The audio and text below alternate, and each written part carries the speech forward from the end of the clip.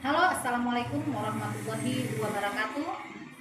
Berjumpa lagi dengan saya sebagai konsultan dari WL Markono. Di sini saya mau menjelaskan sedikit, mau berbagi sedikit kepada masyarakat di luar sana.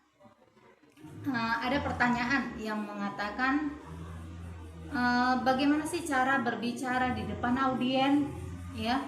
Nah, cara berbicara di depan audiens yang intinya kita itu harus pede, percaya diri, ya. Yang kedua, jangan sekali-sekali kita yang namanya apabila kita dilihat sama audiens kita tunduk, tidak boleh, ya. Kenapa?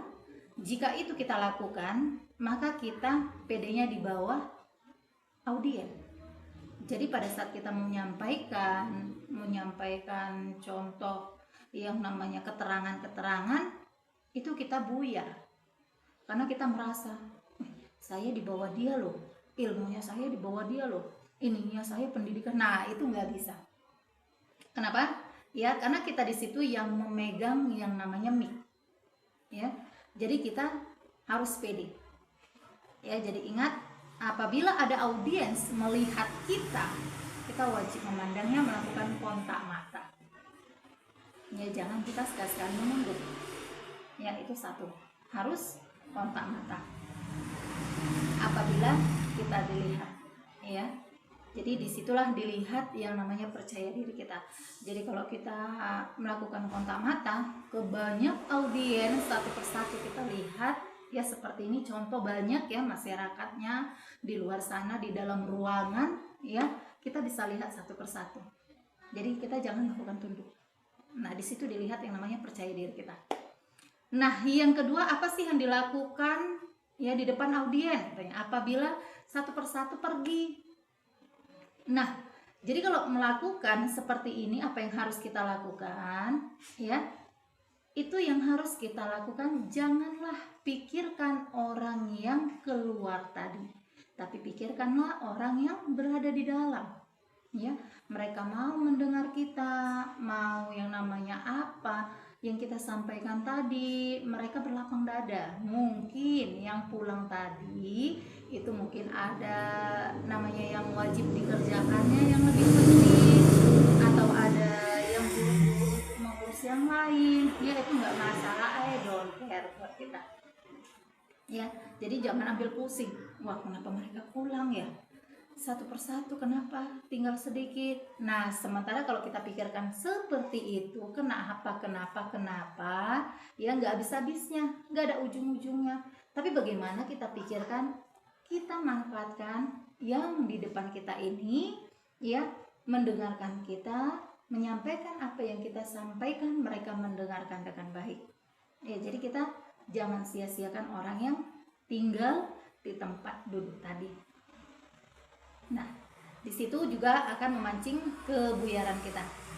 Jadi kalau kita memikirkan orang di luar sana, kita otomatis lost attitude, hilang sikap. Jika kita sudah hilang sikap, kita pun nggak tahu apa yang mau kita sampaikan. Kita lemah, letih, lesu, katanya 5L jadinya ya. Jadi sia-sia dong kita datang ke situ ya ingin menyampaikan tentang kesehatan, tapi hasilnya nihil. Kita nggak mau yang namanya seperti itu. Ya, kita nggak mau seperti itu. Nah, jadi kita di situ manfaatkan orang yang ada di depan kita. Manfaatkan orang yang ada di depan kita. Nah, selanjutnya apa yang harus dilakukan katanya ya di depan audiens apabila tetap stay mendengarkan materi. Wah, itu ya sangat luar biasa, sangat bagus. Ya, itu yang diharapkan sebenarnya ya. Itu sangat bagus. Nah, disitulah kita benar-benar apabila audiens tadi mendengarkan kita tetap stay di tempat, disitulah benar-benar kita menyampaikannya dengan tulus, dengan ikhlas, ya. Apa yang kita ketahui, ilmu apa yang kita ketahui, disitulah kita berbagi kepada mereka. Mudah-mudahan insya Allah dengan ini terus kita lakukan, dengan adanya keikhlasan, ketulusan untuk melakukan sesuatu, mudah-mudahan dengan adanya closing, penutup yang kita lakukan itu pasti ada hasilnya. Ya, tidak menutupi, ya, tapi bukan seberapa banyak hasilnya, tapi ada hasilnya. Dan ingat, kita harus pede. Kita tidak memikirkan yang namanya audiens seperti satu persatu, tetap kita yang namanya fokus, tulus untuk melakukan pekerjaan ini. Ya, mudah-mudahan kalau kita lakukan itu, kita tidak yang namanya mendapatkan nihil, tapi kita mendapatkan hasil.